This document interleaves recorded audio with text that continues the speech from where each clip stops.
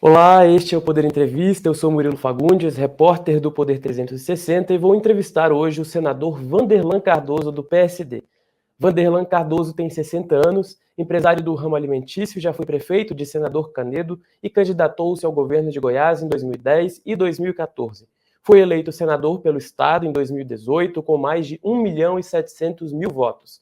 Já presidiu a Comissão de Ciência e Tecnologia do Senado e foi vice-presidente da Comissão de Assuntos Econômicos. Neste ano, assumiu a presidência da CAI, uma das mais importantes comissões da Casa. Senador Wanderlan, muito obrigado por ter aceitado o convite. Eu que agradeço, Bruno. É um prazer enorme estar aqui com vocês. Agradeço também a todos os web espectadores que assistem a este programa. Essa entrevista está sendo realizada ao vivo no estúdio do Poder 360, em Brasília, em 28 de março de 2023. Para ficar sempre bem informado, inscreva-se no canal, ative as notificações e não perca nenhuma ação relevante. Senador, eu começo a entrevista perguntando sobre as suas prioridades enquanto presidente da Comissão de Assuntos Econômicos. O governo do presidente Lula tem um ambicioso pacote econômico para votar nos próximos meses, e eu gostaria de saber do senhor qual que é a avaliação, uma breve avaliação do desempenho do governo Lula na construção dessas propostas. E aqui eu dou destaque para a reforma tributária e também para o novo teto de gastos e para as outras mudanças estruturantes. Bem, é prioridade na CAI, né? Tanto é que a Comissão de Assuntos Econômicos, que essas pautas sejam debatidas e sejam aprovadas, né? Porque nós estamos já entrando no 4º mês e já perdemos algum tempo com algumas propostas que já deveriam ter sido apresentadas, principalmente o arcabouço fiscal, para que o Banco Central faça a análise para ver se Selic baixa ou às vezes, dependendo do que for apresentado, pode até ser que aumente, né? Então, as prioridades ali é discutir a matéria tributária, tanto é que nós temos ali a questão da tributação, um projeto que já começou a discussão no ano passado, no governo anterior, que é a tributação da distribuição de lucros, né, de imposto de renda, já está sendo debatido, e outras prioridades, como o que está acontecendo agora. Hoje mesmo, nós tivemos uma audiência pública para o assunto do momento, que está sendo bem discutido, que é em relação às lojas americanas, né? Esse rombo que está nas lojas americanas foi muito importante. Semana que entra, já a preocupação dos senadores com relação aos juros que vem segurando, às vezes não, muito investimento vem sendo seguro nesse país, porque é um juro muito alto e inibe para que os empresários, até mesmo os profissionais liberais, façam os seus investimentos. Semana que entra, dia 4, nós estaremos recebendo o presidente do Banco Central para estar explicando para nós, tirando as nossas dúvidas, né, senadores, senadoras, e de a população de modo geral, já que é transmitido pela TV Senado, sobre a questão dos juros, por que a taxa Selic ainda está em 13,75, o juro permanece aí nas alturas e está inibindo muito investimentos e, com isso, o crescimento do nosso país. Na avaliação do senhor, então, o governo já deveria ter apresentado a nova regra fiscal. Olha, eu tenho dito que a transição ela existe para isso, né, entre um governo que está saindo e um governo que está entrando. Já que os juros ele vinha alto já há alguns meses, 13,75, se eu não me engano, nós estamos entrando aí no 8º mês, então são 3 meses nesse governo, o restante no governo passado. Mas ele já vinha alto, né? Está 13,75, vai fazer 7, 8 meses. Mas vinha 11, 12, né? Que já era bastante alto já. Então já era, a meu modo de ver, e muitos pensam assim, que já era para ter apresentado esse arcabouço fiscal já no primeiro mês, e para que o Banco Central pudesse estar fazendo uma avaliação melhor, o que foi de acordo com o que foi apresentado, né? Tem mais gasto, está previsto esses gastos, vai extrapolar, então, com isso, essa avaliação pode baixar os juros, ou dependendo do que vier, esse arcabouço fiscal, pode até aumentar os juros. Então, essa é uma preocupação, que o tempo está passando, está se protelando muito, e aí fica o jogo de palavras, né? Então, essas palavras, frases de efeitos, né, ela não tem contribuído nada com com o país, né? E muito menos para que o juro baixe. E o que o senhor acha que está faltando para o governo para apresentar esse texto? Pelo que o senhor escuta, enfim, pelo clima do Senado, o que falta para o governo chegar e apresentar aos líderes? Olha, eu tenho visto aí o ministro da Fazenda, Fernando Haddad, muito empenhado, e até mesmo em certos momentos fazendo um papel de bombeiro nessa questão governo, Banco Central. E ele tem se esforçado o máximo para que seja apresentado o mais rápido possível. Só que, às vezes, o que está se estudando pela equipe econômica, o que está chegando no texto final desse arcabouço, não tem agradado principalmente o presidente Lula, porque parece que ele quer que se gaste mais com os programas sociais, e ele está sendo um pouco seguro, pelo menos é o que a gente está vendo, né?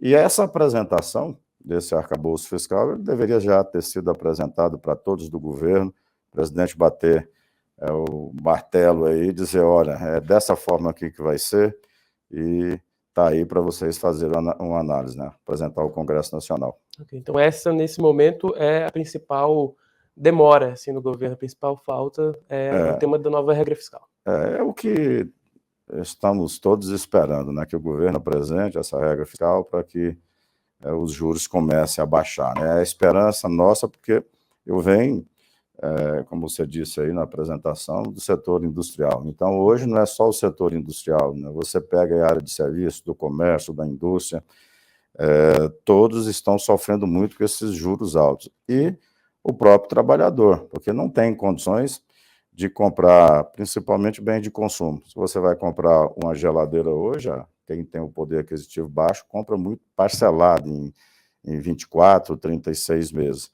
Então, hoje, se for fazer as contas, compra uma geladeira, paga duas, ou às vezes até mais do que isso, né? Os fundos constitucionais também, se você for pegar por base os fundos constitucionais que nós temos aí, que é para fomentar o crescimento das regiões Norte, Nordeste, Centro-Oeste, esses fundos estão com muito dinheiro sobrando, porque as pessoas, né, as empresas, ou pessoa física, ou a área de serviço, não estão pegando esses recursos, porque se pegar, sabe que vai ter dificuldade para pagar. Hoje, como o senhor disse, a comissão que o senhor preside, a CAIA, recebeu ex-diretores das Americanas para prestar informações ali sobre a dívida de cerca de 40 bilhões da empresa. Depois de ouvir os vários atores envolvidos, a comissão chegou mais perto das informações que possam levar a eventuais responsabilizações sobre o caso? Ele foi muito esclarecedor, porque tinha muitos boatos, né? Olha, essa dívida, ela chegou porque houve omissão aí por parte dos ex-diretores, ou a empresa que fazia ali a consultoria, né, no caso da Price, ela deixou também de dar resultados, ou a CVM, que deixou de fiscalizar, ou até mesmo a Febraban, que emprestou aí bilhões às lojas americanas e também não teve essa análise aí mais aprofundada, porque se alguns desses aí, esses atores, tivessem tido aí uma análise melhor nos balanços, porque não é possível que uma contabilidade numa empresa desse tamanho vai conseguir fraudar mais de 20 ou 30 bilhões de reais e ninguém vai observar, né?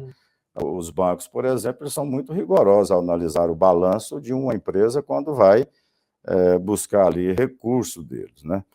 Então, aí nós podemos perceber ali que os ex-gestores ali, diretores, eles realmente usaram de má fé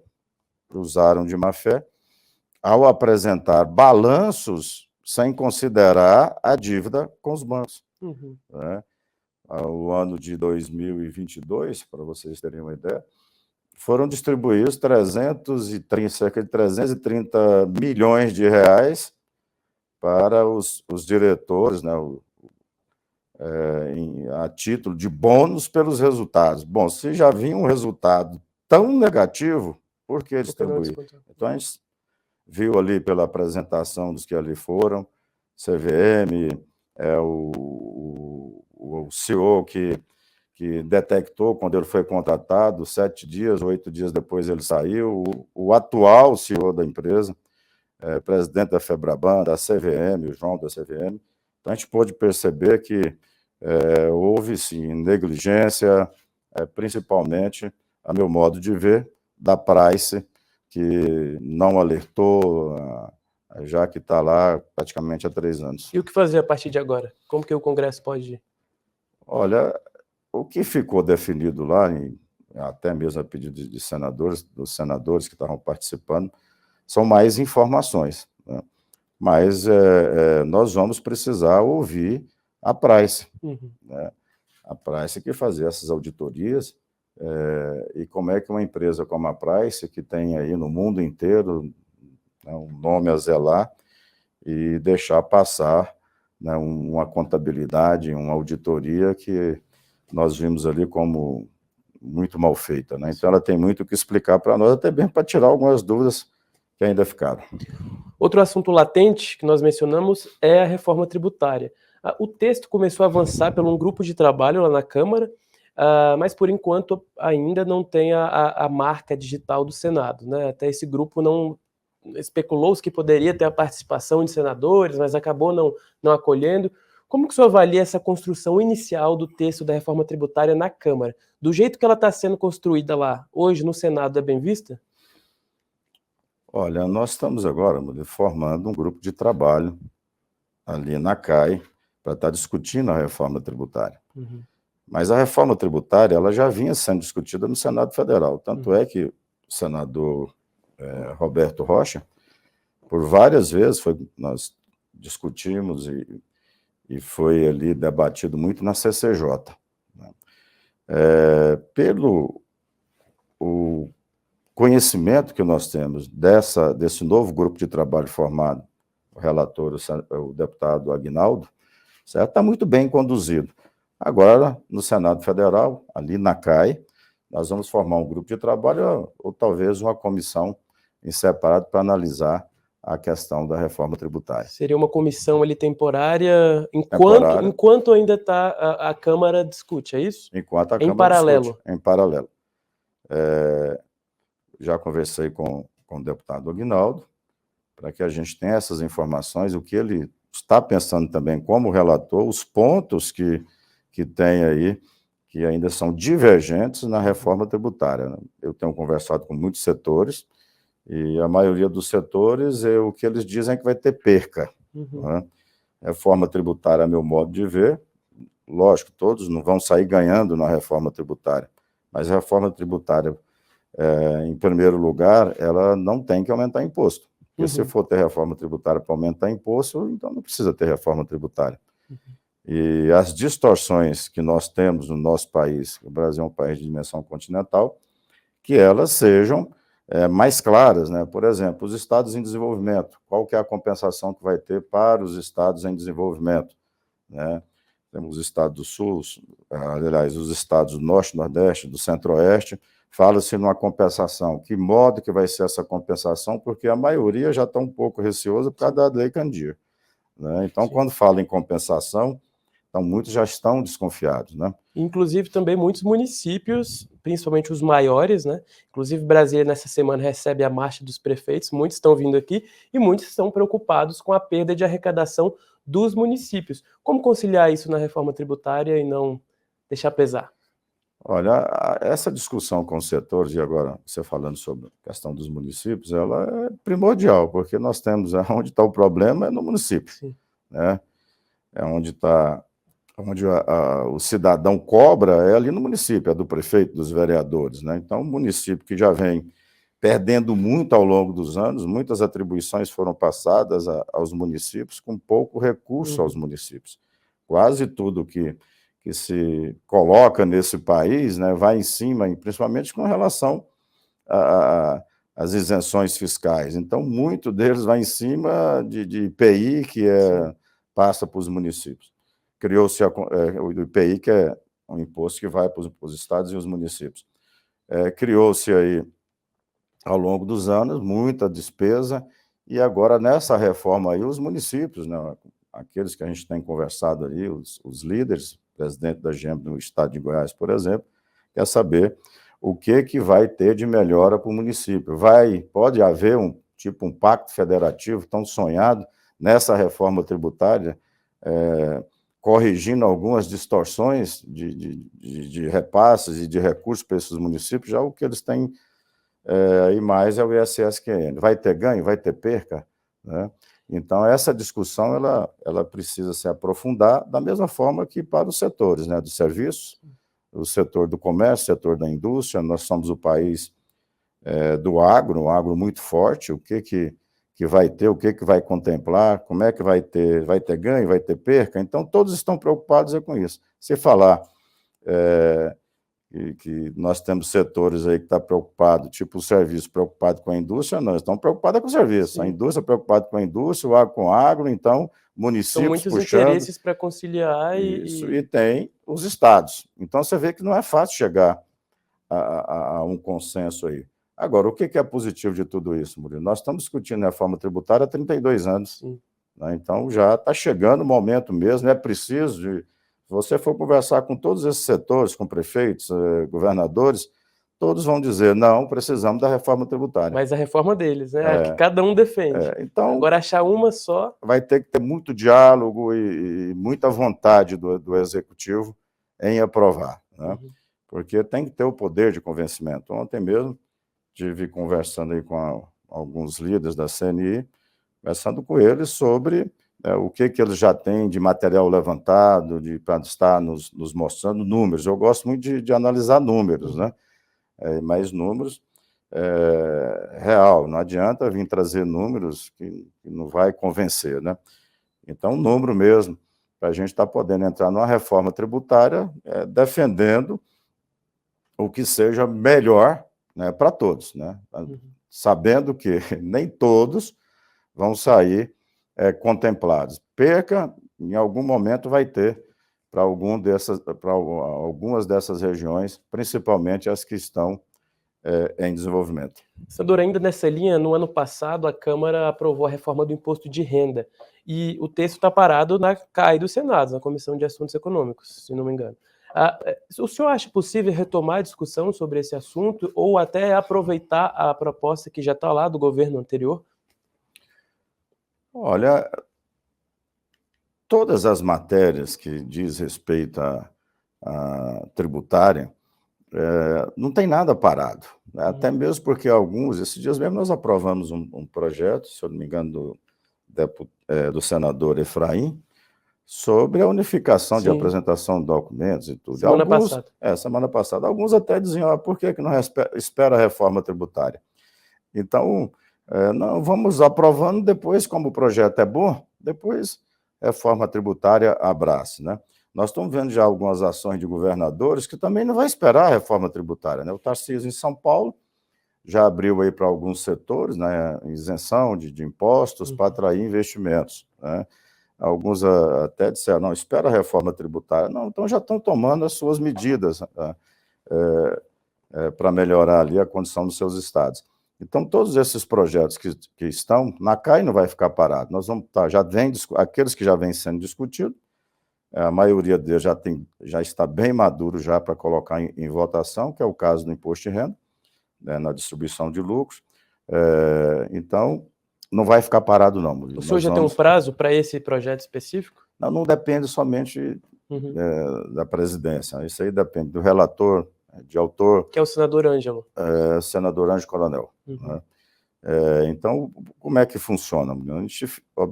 Eu já fui relator de projetos importantes, então a gente procura pautar, e até mesmo a pedido do relator, quando o projeto está bem maduro, já bem conversado, bem negociado já, para não ter surpresas desagradáveis e não ser aprovado, né? Aí se torna perda de tempo. Foi assim com alguns projetos importantes. E ele deu um indicativo de que esse projeto está maduro?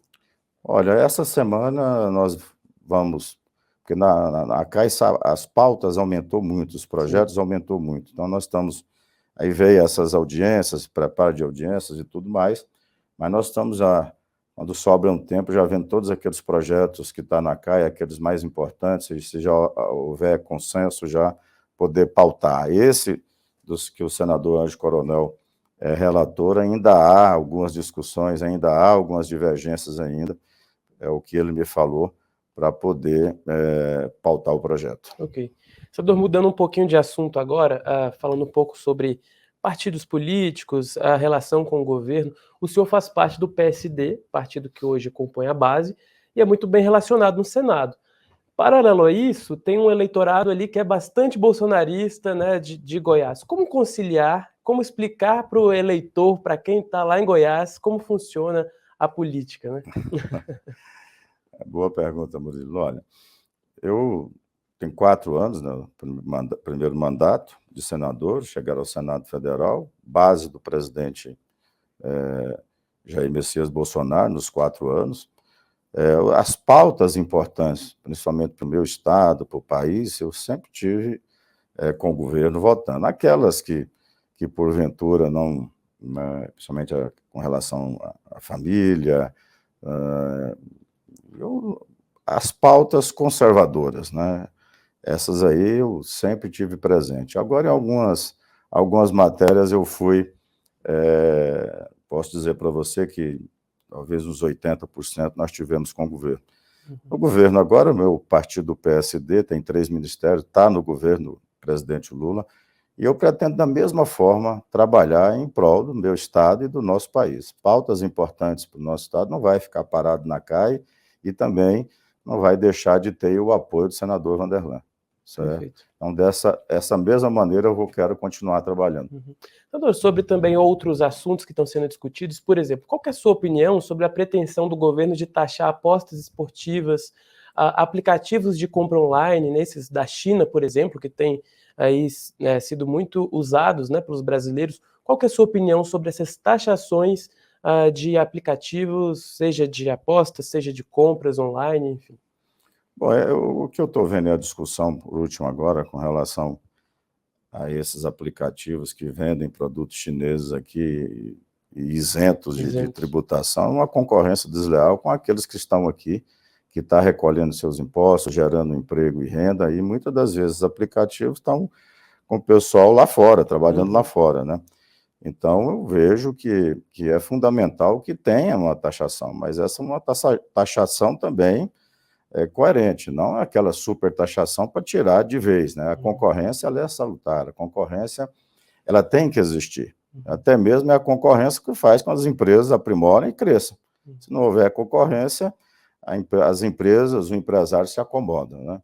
Então, nos aplicativos, eu creio que é a mesma maneira, não tem por que ser tratado diferenciado. Agora, que seja um imposto justo. E o senhor acredita que no Senado e no Congresso tem uma boa aceitação esse assunto? Tá, inclusive hoje já teve algumas discussões, alguns senadores, não na reunião que nós tivemos hoje, né, na comissão, mas já há, sim, a defesa das empresas brasileiras, porque fica muito injusta essa competição. Você tem uma alta carga tributária aqui e empresa de fora que não tem taxação nenhuma, aí fazendo aí, e crescendo bastante no mercado nosso e tirando emprego aqui gerado no país. E sobre a medida provisória do governo para apostas esportivas, que determinam ali também uma certa taxação para que eles possam atuar, né, enfim. É jogo. Que haja aí uma pequena contribuição também, uma contribuição para que seja investido aí, ou na saúde, na educação, que seja específico, né? Ou no combate de proteção aí à mulher, ao adolescente, à criança. Então, que haja uma contribuição. Aqui é jogo. Outro assunto diferente, senador, mas também muito debatido lá no Senado, é a CPMI dos atos extremistas de 8 de janeiro. O senhor acredita que essa comissão vá para frente, essa comissão mista? Quando a sessão do Congresso for convocada, o senhor acredita que o presidente Pacheco lerá? Olha, primeiro, eu sou muito cismado com CPI, né? Às vezes é uma perca de tempo muito grande, geralmente as que a gente tem visto não tem dado em nada. Então, eu acho que nós temos coisas importantes para discutir. CPI, toda a CPI, governo que está, né, exercendo ali o cargo é contra a CPI, né? Então, estou vendo um embate muito grande nessa questão da CPMI mista do dia 8. Agora, o governo do presidente Lula, os líderes foram os primeiros a defender que houvesse essa CPI. Tanto é que eu assinei a CPI do Senado. Acho que foi a primeira CPI que eu assinei, devido a pedido da senadora Soraya Tronic. Mas, se tiver as assinaturas, como o presidente Pacheco já disse, tendo as assinaturas, que dê condições para que abra, ele vai, sim, fazer a leitura e fazer a abertura da CPI. E eu acho que vai de encontro também ao que o governo falou desde o início, que defendeu desde o início, e que a oposição quer, e todos querem. O senhor teme que atrapalhe a pauta econômica? Tire o foco? Não deixa de atrapalhar. Nós tivemos aí a CPI das fake news, nós tivemos CPI da Covid, né, que ficou ali muitas atenções voltadas para essa CPI, e houve sim perca. Se eu disser para você que não vai haver perca sim dos trabalhos. Nós temos aí pauta econômica para ser definida, tem tanta coisa, né, para ser decidida e que precisa da atenção dos congressistas, né? Então, divide, né? Divide muita atenção. Tá E a própria população, ela gosta de ver esses embates, né? A questão econômica, todos reclamam agora da taxa de juros, isso e aquilo, mas às vezes quando há uma discussão para o embate mais de redes sociais e tudo mais, e principalmente aqueles que trabalham e teimam muito ainda e estão com fake news. Verdade. Senador, para encerrar a entrevista, eu vou propor ao senhor um bate-bola. Eu vou falar um assunto, o senhor diz se a favor, contra, ou faz um pequeno comentário, uma frasezinha mesmo sobre esse assunto. Então vamos lá. Governo do presidente Lula. Olha, ainda tem que mostrar o que veio. Jair Bolsonaro. Avançou em muitas pautas, principalmente a questão do desemprego, que baixou muito, teve o combate à Covid, que, a meu modo de ver, foi muito eficiente. Alexandre de Moraes. Olha, ele é um magistrado entendido, tanto é que é autor de vários livros na área do direito, e tem exercido isso aí com precisão. Fernando Haddad. É um ministro esforçado, está tentando aí aprovar esse arcabouço fiscal dentro do governo, com muitas pessoas aí contrário do próprio governo, mas ele tem tido paciência. Reforma tributária. É essencial, aí tem que ser aprovada, né? Mas é uma reforma tributária que contemple os estados em desenvolvimento. Legalização do uso recreativo da maconha, como está ocorrendo em países da Europa. Olha, eu vejo uma matéria polêmica e tem que ser bem debatida. Ela é usada aí para uso medicinal, mas que a gente não leve por outro lado aí, já que quem é pai, como eu sou pai, tem filhos e agora netos, a gente fica muito preocupado. Flexibilização da lei que trata sobre o aborto. Não, sou contra. Cotas para minorias e universidades. Favorável. Privatização dos Correios e de outras estatais. Favorável à privatização dos Correios. Projeto de lei contra fake news. Favorável. Tenho sido, inclusive, atacado muito por fake news. Fake news são mal aí. Senador, muito obrigado, viu, por ter vindo aqui ao Poder 360. Chega então ao final mais essa edição do Poder Entrevista. Sempre bem-vindo, viu? Eu que agradeço. Obrigado. Obrigado. Agradeço também a todos os web espectadores que assistiram a este programa. Esta entrevista foi realizada ao vivo no estúdio do Poder 360, em Brasília, em 28 de março de 2023. Para ficar sempre bem informado, inscreva-se no canal, ative as notificações e não perca nenhuma informação relevante. Obrigado e até a próxima.